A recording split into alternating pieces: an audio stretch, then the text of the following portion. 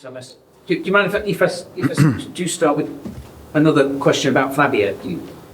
If he does leave, does that affect your plans for January? It seems so close to the window.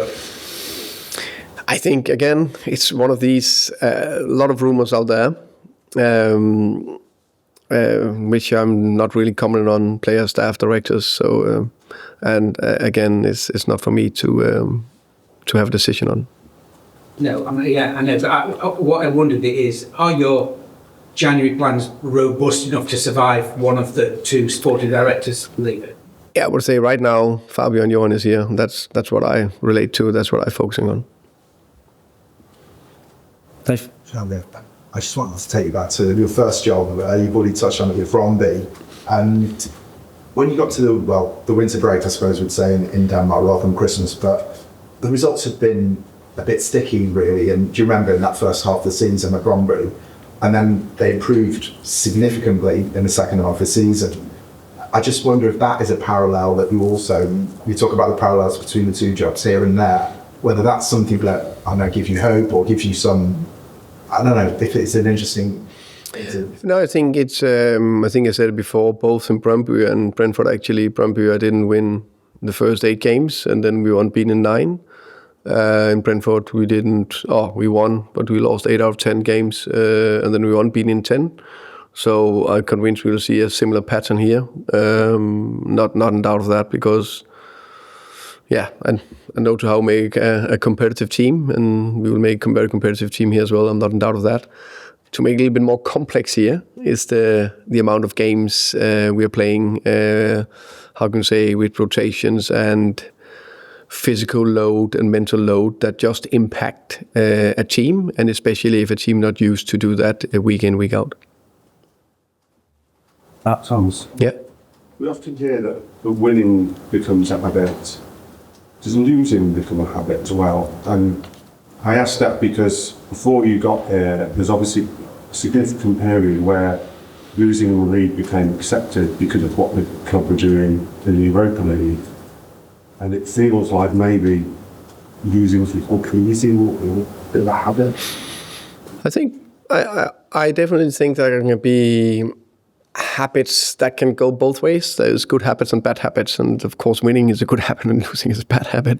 But underneath that is the habit of every player, every staff member. How do you react when there is setbacks, as I talk about in games, and that's something we are really working very, very hard on, and that's something that I actually also think we have dealt okay in the same beginning. I think, for example, the Brighton away game is easily a game where, as I understood it the year before, maybe would have lost bigger than, or would have lost it. Now we came back and got 2-2.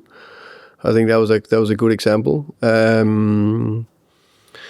was also a Bordeaux away, also, for example, that's a good example. So there's bits that are going in the right way. And then, of course, there's a lot of we're definitely not consistent enough to do that every 3 or 4th day, and that's no matter how much I hate saying it, it's just an ongoing thing we need to work on, and that is small bits with habits for a player. As I want a player to do recovery runs 10 out of 10 times, and he does it 5 out of 10 times. It's not doing like this, and then it'll be 10 out of 10 times. It'll be maybe 5.5. 6, 6.5, 7. So that's how it works, as an example. Yeah. And you're talking about sort of Christmas plans and what. Can I check something with you? I'd heard that the coaching staff were due to go to the Darts and cancelled it after the Liverpool defeat. I don't know. I might be wrong on that. I wondered whether that's born out of something whereby as a club and as a staff you have to be careful about how you look like you're behaving and sort of celebrating when the club's doing badly, and whether that's a bit of a shame. I don't know about this. I was not going to that, but I didn't get the invite. Unfortunately, not invited. I understand it. I understand. By the way, I don't know anything about it. I understand the perception of if things not going right, that you need to be aware how the public perception is. But I also think sometimes if you are top professional, what's the difference between going to the theater or going to dart? If you do something spare time where you clear your mind. So that I can only speak for myself. I trust myself to make good decision there, and others to make good decision. That we need headspace sometimes and generate energy again, and we're all a little bit different. But I expect people to meet in early and do their work and do everything they need to do. Tom. Hi Thomas. Speaking of headspace, you said last week that you working 24/7 and you never thought more about football than you are right now. Just wondering, how are you sleeping at night? You're thinking about it all the time. Is tactics coming to you at 3 a.m. in the morning? What's it like to be Thomas Frank at the moment with thinking about football more than you've felt? The good thing is, I've always been a good sleeper, so I think that's helpful. But of course, you can just feel that the thoughts are just underneath you. Sometimes I think we all experience that with work, probably you guys in the job as well. There's just some nights you just think, the underlying is just these thoughts going. And there's just more that they've been in a long time, because there's a lot of things to, to sort out. We want to be successful, we want to be consistent, and there's all small different bits we like to improve. So I think that's part of it, and I think it's completely open and transparent. It's also clear we are searching to find a very consistent competitive team week in, week out. And when you get small setbacks and don't get the right response, you try something new, or you stick to it, so that's the bit. It's just it's normal. It's not the first time in my career I haven't found the team just instantly, but it's coming over time. So I know it'll come, but hopefully quicker, probably sooner rather than later. Can I ask you about Lucas Bergvall? Because obviously when Xavi be suspended, he'd be one of the obvious candidates to step up creatively. It feels like he's played a few different midfield positions, and even at his age, we're still sort of wondering what kind of midfielder he's going to be. Is there anyone particular that you work with, or someone you've seen your card against that he reminds you?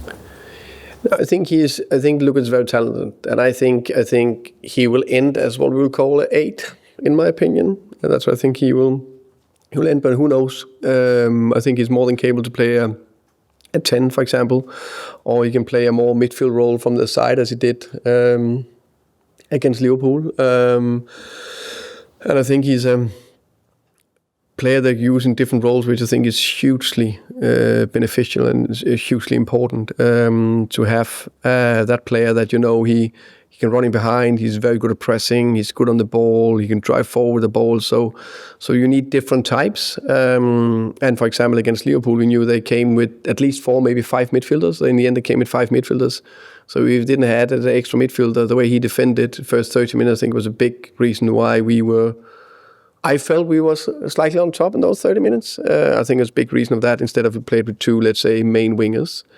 And to have a player like him that can be that flexible, I think is very important. And then over time, he'll fall into a more, fixed position, where it's completely normal for a young player that maybe play a different position. And to be that flexible, I think it's huge boost. Look at Szoboszlai. I think we all think is one of the best midfielders in the league. He's playing 10, 8, 6, right back, right winger, 9, centre back. So maybe not 9 and centre back, but he played all the other roles, and it's very important to have a player like that. You mentioned before when we were talking about Archie Gray a while earlier this season, you said reminds you of his skill set similar to Rodri. I'm going to talk about Van der Ven, to Danny Agger a bit differently. You just mentioned Szoboszlai with Bergvall. Is there a similarity there? Is anyone that comes to mind? I think that's maybe the one, just when you ask me when I'm on the spot here, because both of them has fantastic running power. Both of them drive with the ball. I don't know, Szoboszlai looks from the outside, he's a good personality.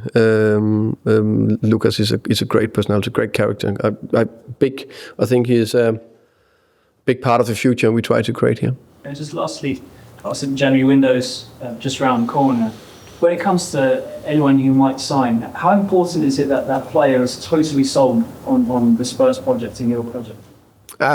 Key in every aspect. They need to be fully committed. Any player we sign needs to be fully committed on the project. No doubt about that. So yeah, very important. Well, in that sense, if you sense in negotiations over any particular player that they're not completely sold, you just walk away. Yeah, not in doubt.